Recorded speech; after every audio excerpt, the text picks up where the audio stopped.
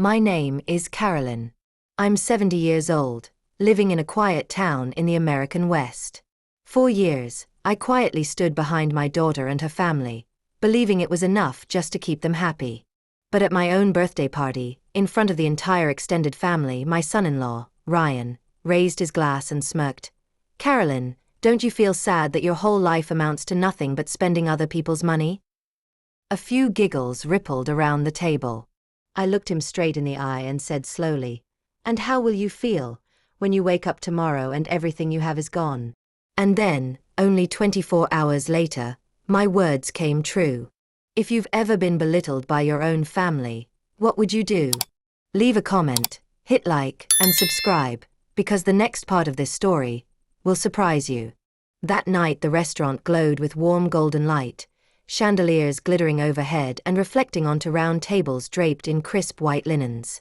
Knives and forks clinked softly against plates, chatter bubbled, and the air was rich with the smell of roast beef and red wine. I sat in the center, surrounded by relatives and grandchildren. This party, Melissa said, was to celebrate my new year of life, a time for everyone to gather and share joy. Yet from the moment Ryan sat down, I could tell his eyes and smile weren't those of someone offering congratulations. The way he lounged back in his chair, swirling his wine like a man holding court, told me he planned to show off. I was used to Ryan's style, needling, attention-seeking, but I didn't expect him to choose my party as his stage. "Carolyn," he called out loudly enough for the whole table, "don't you feel sad that you haven't achieved anything worthwhile in your life, other than spending other people's money?" It wasn't a sincere question. It was a blade, honed to wound. A beat of silence, then a few snickers from relatives across the table. People who'd come to believe Ryan was a model of modern success. Melissa sat beside him, absently turning her fork, eyes down, avoiding mine. My daughter has always been sensitive, but since marrying Ryan she'd learned to keep quiet whenever he wanted the spotlight. Light from the chandelier glanced off the silver bracelet I'd given her last Christmas, a gift bought from my savings while I was quietly covering most of their household bills. Ryan didn't stop. He took a sip of wine, leaned toward me, and lectured, "These days everything's different. To succeed you have to be quick, young-minded. If you sit around living off others, how could you ever be wealthy?" His voice rang like a verdict, his smile half sneer, half dare. I set my fork down, fingertips brushing the soft edge of the tablecloth.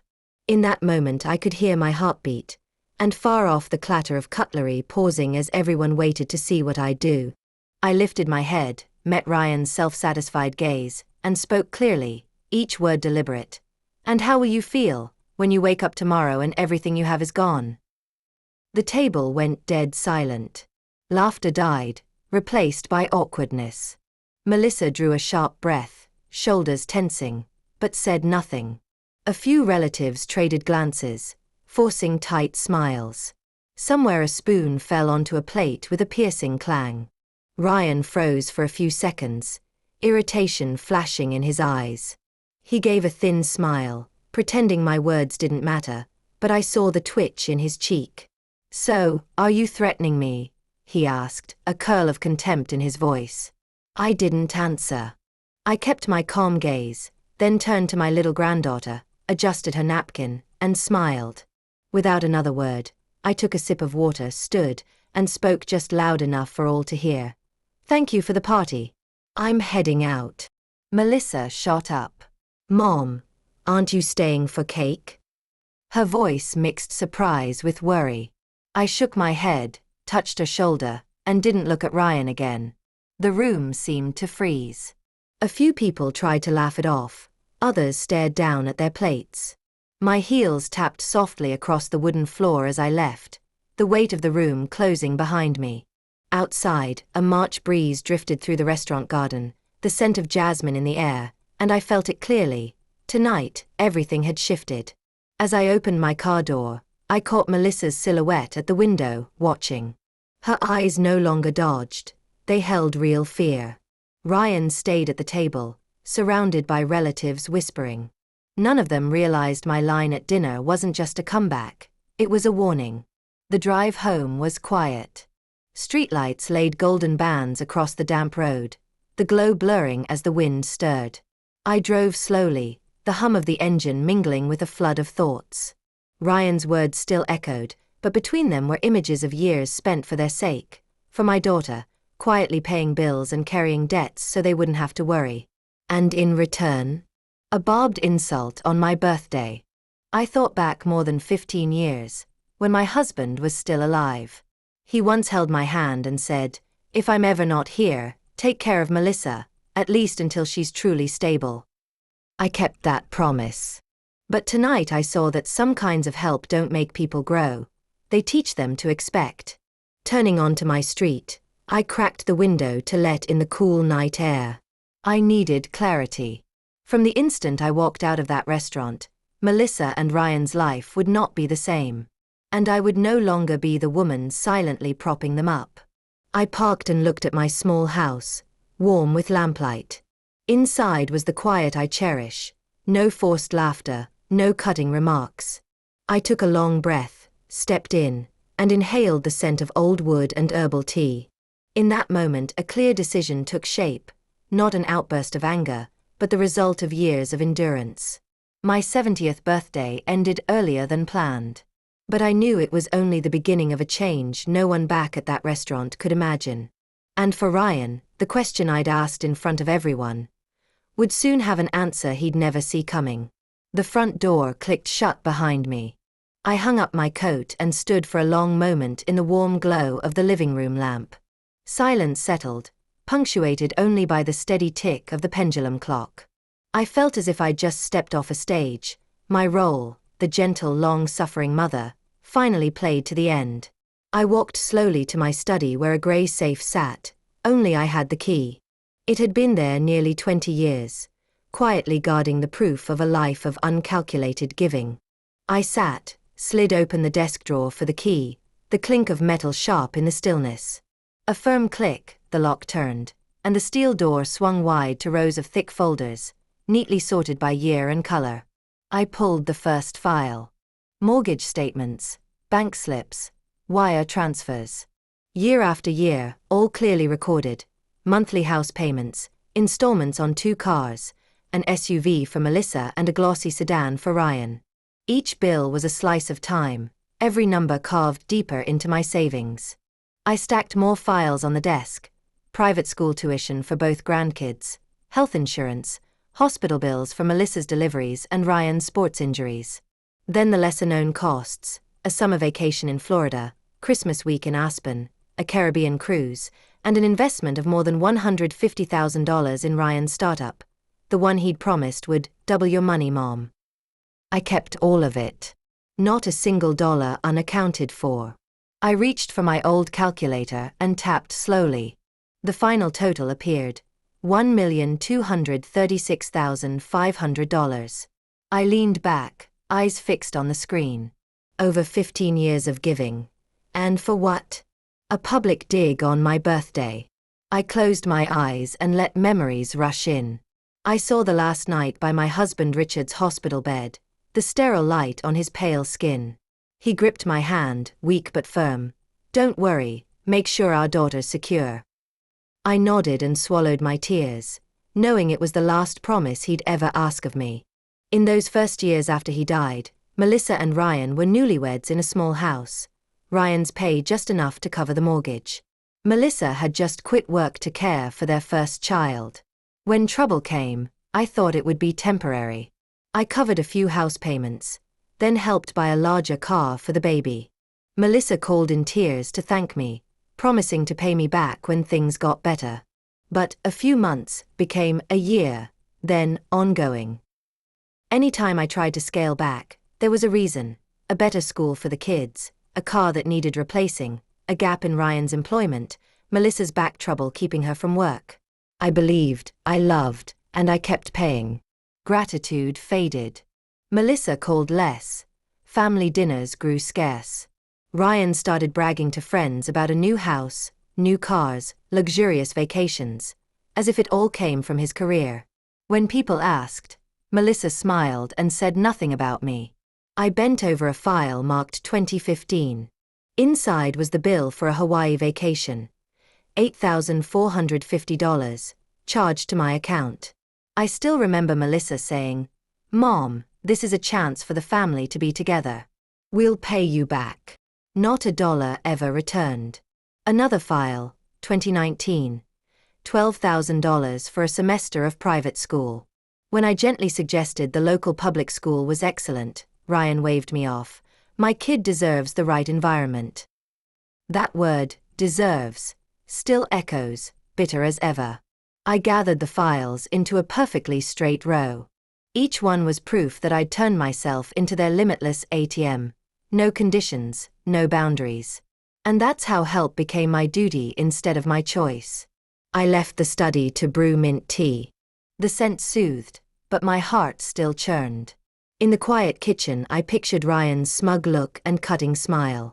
If he knew everything he flaunted stood on a foundation I built, would he still talk that way? Back at the desk, I set down my cup and pulled out a worn leather notebook. I listed each expense, each year, each reason. Every line pricked my heart, but it also burned off the fog. When I finished, the whole picture was clear. I hadn't just helped when needed. I'd been supporting an entire adult household for 15 years. Outside, wind hissed through the trees, leaves whispering like a warning. I looked once more at the total. $1,236,500. A huge part of my old age, and the small dreams I'd put aside, a European trip with Richard, a cottage by the lake, had dissolved into that number. I sat a long time with my hand on the notebook cover, heavy-hearted but sharper-eyed. Leaving the party tonight, I knew I would change. Now, with this undeniable evidence, I understood it was time to turn words into action. Action that would force Melissa and Ryan, and everyone who bought their shiny story, to face the truth. I locked the safe and hid the key. Then I stood, switched off the study lamp, and let the room fall into darkness. Inside me, a plan had begun to take shape, clear and precise as the moonlight at the window. The next morning, as the first light slipped through the curtains, I was already at my desk. In front of me lay the dark leather notebook I'd filled the night before. The smell of coffee from the little machine in the kitchen drifted in, unable to mask the mix of resolve and nerves rising in me. I reopened the pages listing every recurring payment.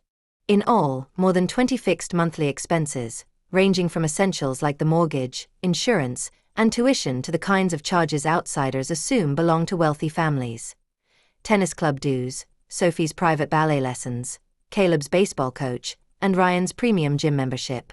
I used a red pen to mark the expenses that would be cancelled immediately. Each red circle around a line item felt like a period at the end of 15 years of dependence. I took a deep breath, reached for the landline, and felt as if I were triggering a chain reaction that couldn't be undone. The first call was to the bank. The operator's voice was polite. "Hello, Carolyn, how can I help you today?" I enunciated every word, steady and calm. "I want to cancel all recurring transfers from my account to Melissa and Ryan Johnson's account numbers, starting today." There was a brief silence, then she asked to confirm. I read the account numbers, each amount, each due date. When we finished, she said, "These will stop next month. Are you sure you want to proceed?" I answered, "Absolutely." Next was the home and auto insurance company. The man on the line recognized my name, surprise creeping into his voice. "Miss Carolyn, will the policies for the Maple Street house and the 2 cars under Ryan's name continue?" I said slowly, "No, they'll handle that from now on. Please cancel all 3 policies." I heard the brisk tapping of keys, then his confirmation.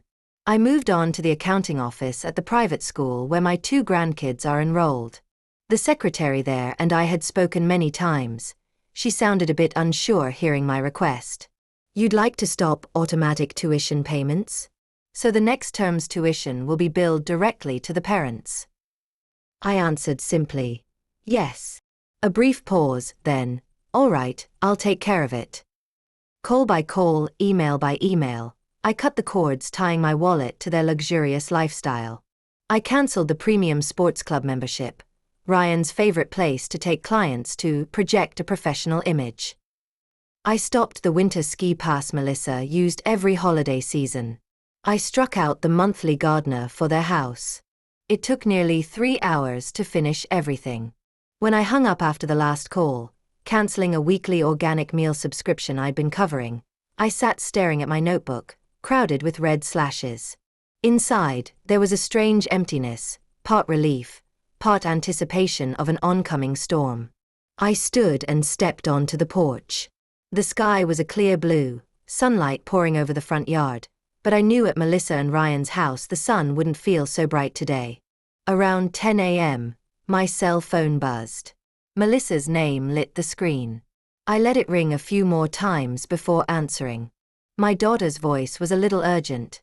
"Mom, the bank just called. They said this month's mortgage hasn't been paid and they can't find the transfer order. Do you know anything about this?" I replied evenly. "Yes. Because I cancelled everything." There was a few seconds of silence, then Melissa sounded almost disbelieving. "Mom, why?" I looked out at the yard, the breeze stirring the branches. "Where do you think that money has come from for 15 years? She mumbled something and hung up. I wasn't surprised. Not even an hour later, the landline rang. It was Ryan. His voice was low and irritated. "You can't do this just because I made one joke at dinner last night. This is your family." I said, "Yes, my family. And I'm done supporting adults who are fully capable of supporting themselves." "You're going to make us lose everything," he growled. I gave a humorless little laugh. "I'm not making anyone lose anything. I'm handing back the responsibility you've ignored for too long." I ended the call, leaving only the cold, steady beep in the air. All that afternoon I kept combing through the smaller expenses. Melissa's authorized user credit card was cancelled.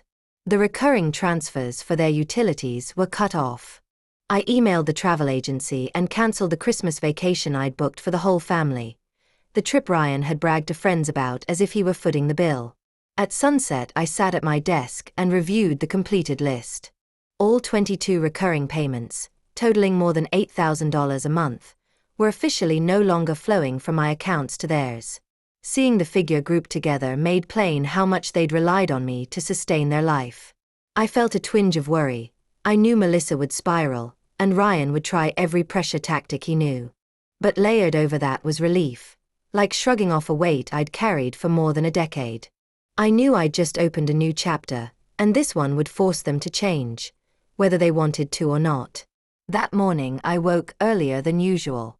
Pale gold light slid through the blinds, but I didn't feel the usual peace.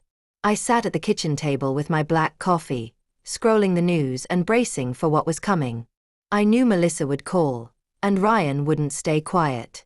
Sure enough, the phone rang before 8 a.m. Melissa's name again. I let it ring a few beats, then picked up. Her voice mixed confusion with fear. "Mom, the bank says there isn't enough to cover the mortgage. What's going on?" I took another sip of coffee and let a small pause settle before answering. "Where do you think that money has come from for 15 years? Silence on the other end. I could hear her breathing, like she was trying to assemble a reasonable answer. After a moment, she said softly, halting. I just thought it was from a family fund, or from Ryan's investment." "No, Melissa. From me. Month after month, year after year, it was my money. And I've decided to stop." She didn't respond, just hung up. I set the phone down, a small ache in my chest, but no regret. That afternoon, just as I expected, Ryan called. His anger thudded through each word. "You can't abandon your family over one thing I said last night." I looked out the window at the sparrows pecking at breadcrumbs on my sill and answered calmly, "I'm not abandoning anyone. I'm just done supporting adults." On the other end he gave a dry, superior laugh. "Who do you think you're lecturing? Melissa is your daughter. The kids are your grandkids. If you cut us off, we'll lose the house, we'll lose everything." I tilted my head, my voice quiet but firm. "If losing everything hinges on my money, It means you never truly had anything at all. He went silent for a few seconds, then tried a softer tone. Carolyn, I know I went too far last night. But I was just teasing. I didn't think you'd react like this. Ryan, jokes often reveal what people really think. Last night you didn't just insult me. You revealed your contempt for everything I've done. And now I've heard enough. I listened to his heavy sigh. Then he hung up without another word. About 2 hours later, Melissa called back. Her voice was lower, but still edged with panic. Mom, I just checked our accounts. This month's utilities haven't been paid either. The auto insurance was flagged for cancellation. Did you? Yes, I cancelled everything. You and Ryan will have to handle it. But we can't cover it all. I still have to drive Sophie and Caleb to school, buy groceries, pay for gas. I cut in. You have 2 hands, 2 feet, and your health. You can go back to work. Melissa was silent so long I thought the call had dropped. Finally she whispered, I didn't think you'd actually do this. Honestly, Melissa, I should have done it years ago. That night, Ryan sent a string of texts. First came accusations, then promises to repay if I'd keep helping for a few more months, and finally angry blame, calling me selfish and ungrateful to my own family. I read them all and didn't reply. When evening settled, I sat in the living room, warm lamplight on the family photos along the shelf. Melissa as a child hugging the puppy Richard gave her, Ryan grinning at his wedding, the grandkids on their first birthdays. I remembered each stage, each withdrawal I made to bail them out. Back then I believed it was the best thing for my daughter and the kids. Now I understood that limitless kindness can become a trap for everyone. The next morning I stopped by the corner market for a few things. Helen, the owner, looked up and asked, Carolyn, I heard Melissa and Ryan are having money trouble. Is that true? I smiled faintly. They're just learning to live within their means. Helen nodded, her eyes saying she understood more than I'd said aloud. Back home, my answering machine held 3 new messages from Melissa. One panicked, one angry, and one nearly pleading. I listened to them all but didn't call back. I knew that if I did, the conversation would turn into negotiating how I'd resume paying their bills. That afternoon, the phone rang again. It was a video call from the kids. Caleb, the older one, spoke first. Grandma, why are Mom and Dad always fighting about money? Sophie leaned in. Mom says you don't want to help anymore. Are you mad at us? I looked at their innocent faces and kept my voice warm. No, I'm not mad at either of you. I'm always here for you. But your parents need to take care of themselves so you can see them be strong. They nodded, though I still saw worry in Sophie's eyes. I knew the next days would be hard on all of us. But in that very moment I felt, clearly, that my decision was right. And I wouldn't go back to the old way, no matter how quickly the storm rolled in. In less than a week, what I'd predicted began to take shape. From Melissa and Ryan's house, the squalls kept coming. One morning Melissa called, her voice hoarse like she'd cried all night. Mom, the bank sent a warning letter. If we don't pay the overdue mortgage within 10 days, they'll start foreclosure. I listened but didn't answer immediately. She went on, Ryan's car lease company sent a demand letter too, and the school emailed about Caleb and Sophie's tuition. This month's electric and water bills aren't paid either. I breathed in and kept my tone level. You know why this is happening. It's the consequence of living beyond your means, Melissa. But Mom, her voice cracked, I don't know how to manage this. I stayed quiet. Any comfort now would only make her think there was a way for me to step back in and carry it all again. That afternoon Linda, a friend from the church women's group, called, her voice a mix of irritation and sympathy. Carolyn, I heard Ryan at the cafe this morning saying you're punishing your daughter and grandkids over something small at that party.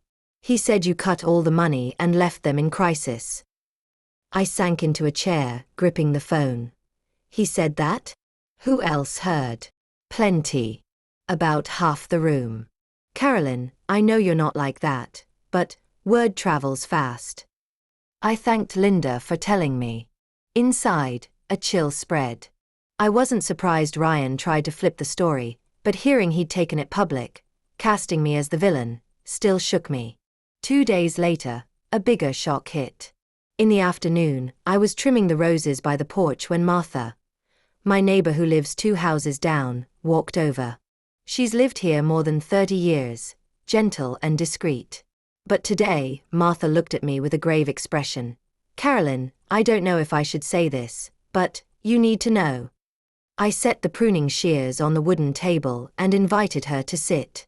Martha lowered her voice.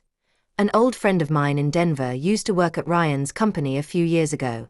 She said that right around the time Ryan received a large investment from a relative, likely you, he used part of it to support another woman, in another state." It felt like someone had dumped a bucket of ice water over me. Martha went on. "She said it lasted nearly a year. They usually met when Ryan claimed he was on business trips." I leaned back, staring at the trees in front of me, my mind blank. The funds I transferred to them. I thought every dollar was for the family, for the grandkids. And yet, part of it had been used to sustain an affair. "Martha, are you sure about this?" I asked, my voice trembling. "I trust my friend. She has no reason to make it up." We sat in silence for a long time. Martha gently took my hand. "I know this is hard to hear, but I thought you should know the truth." After she left, I stayed in the wooden chair, looking at the garden without seeing its colors. A strong gust of wind swept through, scattering petals across the brick path. My heart ached, but this pain felt different. It wasn't just about being used financially. It was betrayal on many levels, trust, and family love. That evening, I took out my notebook. I flipped to the page with the investment in Ryan's company. $150,000. I remembered his ambitious tone when I handed him the money. "I'll double this, Mom. You'll be proud of me." Now that line twisted like a knife. The phone buzzed. A message from another friend in the charity group. "Carolyn, I heard Ryan say you cut off money because you're jealous of his success. What's going on?" I read it and didn't reply. More and more, I could see Ryan was building a narrative to benefit himself, casting me as the villain to cover his mistakes and secrets. I couldn't sleep that night. I replayed the details of how Ryan had treated me over the years. The way he bragged about the new house, about a European trip on his dime, even though I knew the plane tickets and hotel bills were charged to my card. The next morning, I decided to call Melissa. When she answered, she still sounded groggy. "Mom, I know you've cut everything." Ryan's furious. "He says you just want to control our lives." I cut in. "Melissa, there's something you need to hear. I've just learned that part of the money I sent to you and Ryan was used to support another woman." Silence on the other end. Then Melissa blurted, "No way. Where did you hear that?" "From someone reliable. You should ask your husband." Her voice started to shake. "Mom, I don't know what to say." We were quiet for a long time. I listened to my daughter's breathing and pictured her face. Confused, maybe already suspicious. But I knew that seed of doubt had been planted, and sooner or later she'd face the truth. That afternoon Martha stopped by with an envelope. Inside were a few grainy prints of Ryan with an unfamiliar woman at a restaurant in Denver. Martha said, "My friend found these when she was cleaning out an old camera." I looked at the photos, my hands tightening. No explanation was necessary. I understood the story behind them. In that moment, I knew what I was about to do wasn't just cutting off financial dependence. It meant confronting the stark truth about the man my daughter had married. That evening, I sat alone in the living room, warm lamplight spilling across the thick rug. The photos Martha brought were still tucked in their envelope on the table. I'd thought about it all day and knew that if I let things drift, Melissa and Ryan would never change. But I also thought of Caleb and Sophie. They didn't deserve the fallout from their parents' mistakes. I opened my notebook and split a page into 2 clear columns: what I will continue to support, and what stops immediately. In the first column I listed the kids' current school tuition, family health insurance, college savings, and their extracurriculars: baseball, ballet, summer camp. In the second column, I wrote mortgage, cars, homeowners insurance, credit cards, club memberships, and all adult entertainment expenses. Looking over the list, I felt part of the weight lift. This wasn't just a financial plan, it was a boundary between loving my grandkids and enabling adult irresponsibility. I called Melissa first. She sounded tired. "Mom, I'm guessing you're calling to talk about what happened." "Yes. I've thought it through. I'll keep helping Caleb and Sophie, tuition, insurance, college fund, extracurriculars. But I won't pay the mortgage, the cars, the homeowner's insurance, or any adult expenses." Melissa was silent for a few seconds, then asked, "So, what are we supposed to do about those?" "Handle them. Like any other family." I heard her sigh through the phone. Before she could speak again, I continued, "And one more thing. If you want help for the kids, you and Ryan need to apologize publicly." "Publicly?" Melissa almost yelped. "Yes. Publicly acknowledge the money I've provided for 15 years. Write a thank you letter for the local paper and post on Facebook." She was quiet longer. I knew this pressed hard on the pride she and Ryan clung to. But I wasn't finished. "And Ryan has to sell the shares in the company he funded with my money. Then pay me back 50% of the investment." This time Melissa couldn't hide her surprise. "Mom, I'm not sure Ryan will agree. That's the condition. If you don't accept it, I won't help at all." I kept my tone even, every word precise. On the other end, Melissa faltered, "I need to talk to him." The next morning, at exactly 9 a.m., Ryan called me. His voice was firm, but I heard caution underneath. "Carolyn, Melissa told me about your conditions. I have to say, public apologies, a thank you letter. Do you realize how humiliating that would be for us?" "Ryan, pride doesn't pay the bills. The truth won't disgrace you. Your behavior did that." He went quiet, likely thrown by my bluntness. "And about selling the shares," he continued, "the company is growing. If I sell now, I'll take a loss. Ryan, that investment was my money. You didn't use it as promised. Returning half is lenient." There was a long pause. I heard his breath, then his voice dropped. "You're backing me into a corner." "No, I'm giving you a way out. And it's the only way if you want your kids to have a stable future." That afternoon, Melissa came over. Her face showed fatigue, but her eyes searched for hope. "Mom, I talked to Ryan.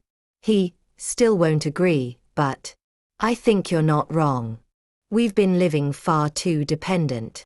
I looked at my daughter and heard, for the first time, something honest in her voice. "Melissa, I'm not doing this for revenge. I'm doing it so you two can stand on your own, and for the kids. But if you want help, there has to be respect." She nodded, eyes wet. "I understand. But apologizing publicly, that's hard, Mom." "Hard, but necessary. I want everyone to hear the truth from you, not the lies." That night Ryan texted me, "I'll think about it. But you should know, I'm not used to bowing to anyone." I replied briefly, "It's not bowing. It's holding your head high with the truth." I knew everything would be tense until they decided.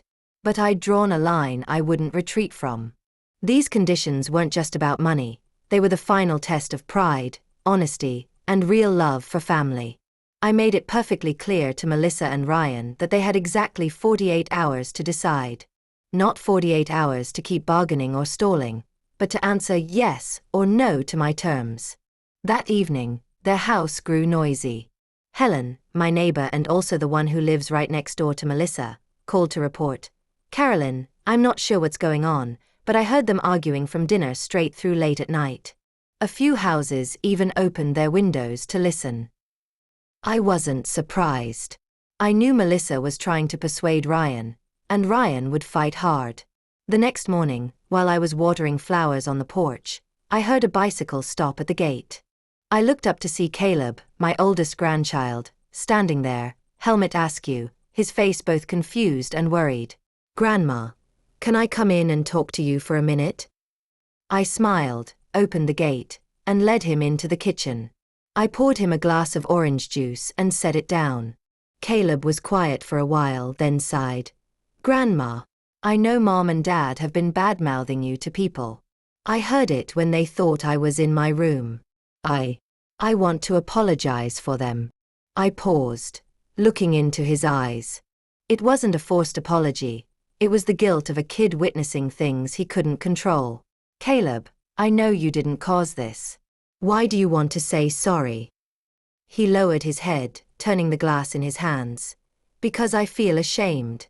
My friends ask why my parents are yelling so loud, why relatives are looking at you differently. I don't know how to answer, but I know you didn't do anything wrong. I placed a hand on his shoulder. Thank you for telling me that. It means a lot. But remember, your job right now is school, not carrying the weight of grown-ups. Caleb nodded, then as if remembering, he pulled a folded paper from his backpack. I wrote this for you. At school our teacher told us to write about someone we admire. I wrote about you. I unfolded it and saw the handwriting of a 7th grader, a little messy in places. Caleb wrote that his grandma always helped the family, took care of the kids' schooling and health, and that when he grows up he wants to pay her back by becoming a good person who can take care of himself. My throat tightened as I read. I hugged Caleb, feeling the warmth of a child growing up in the middle of a stormy household. After he left, I sat quietly for a long time. In my head echoed the argument Helen described, Ryan's growl, Melissa's tearful replies, and now the image of my grandson apologizing for the adults. It only confirmed that if they didn't accept my terms, I wouldn't budge. That afternoon, Melissa called. Her voice was hoarse. Mom, I tried talking to Ryan. He says if he has to apologize publicly and admit everything, it'll be a stain that follows him for life. He says you're trying to humiliate him. I exhaled lightly. If telling the truth and apologizing is humiliation, it means he's afraid to face himself. Melissa said nothing for a long time. Then she asked quietly, if we just write a private thank you letter to you, not public, would you accept that? No. I don't need a private bomb. I need the truth spoken publicly so everyone who heard the twisted story will know what really happened. I could hear Melissa sobbing over the phone. I understand. But Mom, I'm scared. Scared people will look at us with contempt. Melissa, contemptuous looks are far easier to bear than you and Ryan continuing to live off others without shame. After that call, I knew Melissa was leaning toward my side, but Ryan was different. That night Helen texted me. They're arguing again. Louder than last night. I heard Ryan say, she just wants revenge over one comment, and Melissa answered, it wasn't just one comment. I set the phone down and stepped onto the porch. Night had fallen, streetlights cast a warm gold over the damp sidewalk. I knew these 48 hours would feel much longer for them than for me.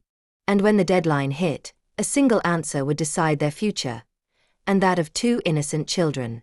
The deadline I set was 8 p.m. All day I received no calls or messages from Melissa or Ryan. The house was quiet, but inside me a clock was ticking down the minutes. By 7:40 p.m., the phone vibrated. Melissa called. Her voice was hoarse and small, as if she'd cried for hours. Mom, we agree. To all the conditions. I sat down, listening. Does Ryan agree too? I asked slowly. He's not happy, but he knows this is the only way to keep our promises to the kids. In less than an hour, Melissa's Facebook post appeared. The header photo showed their family in the front yard. Ryan in a white shirt, Melissa beside him, the 2 kids in front. The caption read, for the past 15 years my mother, Carolyn, has covered nearly all of our family's expenses, from housing and cars to schooling, insurance, healthcare, and much more. We failed to show proper gratitude and even allowed false stories to spread. Today, we publicly apologize and thank Mom for everything. We will change and live more responsibly. Within minutes, Dozens of comments poured in. Many were shocked, some couldn't believe their eyes, others asked why they'd kept it hidden for so long. A few expressed sympathy for me, but plenty bluntly criticized Melissa and Ryan's dependent lifestyle. Private messages began to arrive. Some were from Melissa's old friends, apologizing for believing Ryan's version. A few neighbors who'd once taken their side now admitted they were wrong. I read every word without replying, but the heaviness inside me began to lift. The next day, the post office delivered the latest issue of the local paper. On page 2 was a thank you letter signed by both Melissa and Ryan. The content echoed the Facebook post but with clearer detail. The total amount our mother has provided is more than $1.2 million over 15 years. We treated that help as a given, and that was wrong. We apologize to the community for allowing misinformation about our mother to spread. The letter quickly circulated around town. The cafe on Main Street buzzed with talk. Some said I was too strict but fair. Others called it a valuable lesson for any family. The church women's group used the story as a meeting topic, discussing the line between helping and coddling. Ryan remained reluctant. When he came to my house to deliver the check returning 50% of the investment, as agreed, he set the envelope on the table, avoiding my eyes. "Here's the money, as you requested." I opened the envelope, checked quickly, and nodded. "Thank you for keeping your word." Ryan gave a small shrug, as if he wanted to say more, then stayed silent. Melissa stood behind him, looking at me with gratitude and exhaustion. After they left, I sat at the table holding the check. The amount was small compared to what I'd given over 15 years, but it was a milestone. It proved that at least this time, their words matched their actions. That evening I watered the garden. A car rolled slowly down the street, and I turned. It was Helen, leaning toward the open window with a smile. "Carolyn, I read the letter in the paper. I have to say, this shook the whole town. Maybe the first time I've ever seen Ryan stay quiet." I smiled lightly. Some silences are better than 1,000 words. Helen nodded and drove off. I watched her tail lights fade, feeling unexpectedly light.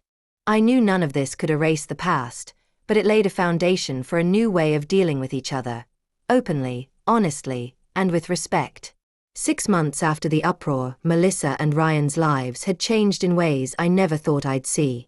Melissa is now a shift manager at a big supermarket in town. I stopped by once and caught her at the front lanes with a clipboard, smiling as she greeted customers. She looked busy, but her eyes no longer showed the heaviness or avoidance I'd grown used to. When she saw me, she hesitated, then walked over gently. "Mom, what are you buying? Let me ring you up." I smiled. "I just came to see how you're doing." "You're doing well." Ryan found another job, not as high-paying as his old position but more stable. A friend of mine at a law office who'd worked with him said he no longer spends carelessly. He even brings lunch from home. The report felt strange to hear, but it eased my heart. They sold the big house and moved to a smaller one in a quiet suburb. On moving day, Melissa sent a few photos. The expensive leather chairs, the crystal chandelier, even Ryan's sports car, all sold to pay down debt. In the pictures, the kids sat among cardboard boxes, giggling. The luxuries were gone, but they seemed more at ease without the pressure of maintaining a life beyond their means. What warmed me most were the changes in the children. The older one, Ethan, joined the school basketball team, and little Sophie took up piano and drawing. One afternoon I found an envelope in my mailbox. Inside were 2 handwritten letters, messy but heartfelt. Ethan wrote, "Grandma, thank you for helping me stay in school and play basketball. I'll work hard to make you proud." Sophie drew a picture of me in the garden with 2 children playing nearby, captioned, "I love you, Grandma." I sat at the kitchen chair for a long time, reading and rereading, feeling that every sacrifice had been worth it. Even as the family tension eased, I kept clear financial boundaries. Each month I transferred only the kids' tuition and health insurance costs, all through a separate account that Melissa and I co-managed. There were no short-term loans, or advance help, for anything else. Ryan bristled at first, but Melissa seemed to understand. Once she said, "I know you're doing this to protect both sides. Before, I thought your money was endless. Now I get that everything has limits." We began having short, pleasant visits. On weekends, Melissa often brought the kids over with baked treats or a few homemade dishes. Ryan spoke less, but I noticed he'd begun listening instead of arguing. One time, after Ethan showed off his basketball stats, Ryan glanced at me and murmured, "Thank you for giving the boy a chance." I didn't answer, only nodded. Inside, I knew it was a big step for him. Neighbors noticed the difference too. At a neighborhood council meeting, Helen said, "Melissa and Ryan are much friendlier now. Their kids are better behaved too. Carolyn, I think what you did helped." I just smiled. I didn't want credit. Real change only happens when people decide to step out of their comfort zones. Whenever I watched the grandkids racing around my yard, I remembered the rough patch we'd passed through. My relationship with Melissa isn't as tender as when she was little, but now we talk plainly and respectfully. No more abrupt calls for money, no more veiled reproaches or averted eyes. We see each other because we want to, not because we need to. Sometimes, in the quiet evenings, I sit alone in the living room and recall the question Ryan hurled at me on my birthday. "Don't you feel sad that you haven't achieved anything worthwhile other than spending other people's money?" I don't feel angry anymore. The answer is right in front of me. I achieved, and kept, what matters most: my dignity and my family's growth. A year after the upheaval that appended us all, I received an invitation letter from the town council. It said I'd been selected for the Community Award, Patron of Education, for contributions to the local scholarship fund and support of school extracurricular programs. At first, I thought they'd sent it to the wrong person. I never imagined my efforts had been noticed. When I called to confirm, the coordinator laughed. "Miss Carolyn, we know you've quietly helped many children, not just your own family. It's time the community said thank you." The ceremony was held at the town hall auditorium, where all the important events take place.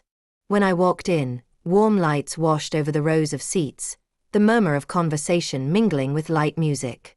I looked around and was surprised to see Melissa and Ryan in the second row, with the kids waving excitedly. Melissa wore a simple blue dress, radiant but tense. Ryan wore a dark suit, looking more serious and grounded than I'd ever seen him. When the MC called my name, the hall erupted in applause.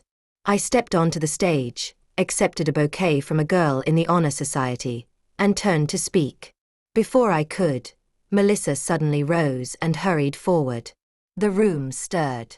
She took the mic, her voice a little shaky but clear. "I'd like to say a few words. My mother, Carolyn, didn't just save our children from losing their home. She saved us from our own misguided way of living.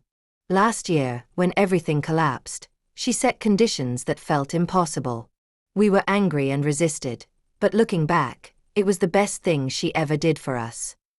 The hall grew silent, then a rustle of sympathetic whispers. Melissa continued, "Because of her, we learned to live within our means, to value what we have, and to set an example for our kids. Sometimes, thank you isn't enough, but today, in front of everyone here, I want to say, I love you, Mom." I stood there feeling the whole room slow. In Melissa's eyes I saw the sincerity I'd waited for so long. Before I could respond, Ryan stepped up beside her. He bowed his head slightly, voice low. "I want to say, thank you as well. I'm probably the last person to accept my own mistakes, but now I see you didn't do this to humiliate us. You did it so we could stand on our own. Without you, we wouldn't have today." Applause swelled and rolled on. I spotted familiar faces: Helen from next door, the grocer, a few of the kids' teachers, all smiling at me. I realized the revenge I'd once imagined, regaining money, cutting off support, was never the true goal. The real reward was watching them change, grow up, and admit it openly. When the ceremony ended, people crowded around to congratulate us. Ethan hugged me and whispered, "Grandma, I'm going to study hard so one day I can win an award like you." Sophie squeezed my hand, beaming. "Grandma, you're famous now." Melissa stood by, saying nothing, just holding my hand tight. Ryan shook my hand, a straightforward grip without the old undertow. On the ride home, I watched the streetlight streak past the car window, feeling as if I'd finally set down a heavy load. Money can be lost and earned again, but seeing the people you love truly change, that's a value no award or number can measure. What would you do in my place? Would you have the patience to set boundaries and endure the tense early days for the chance at real change? Or would you choose silence and keep paying as before? To me, love isn't always unconditional giving. It's knowing when to stop so others can learn to stand on their own.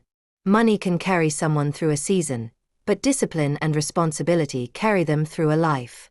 If this story gives you something to think about, share your thoughts. And don't forget to follow the channel to hear more true, heartfelt stories about life and family that I'll share with you in the days to come.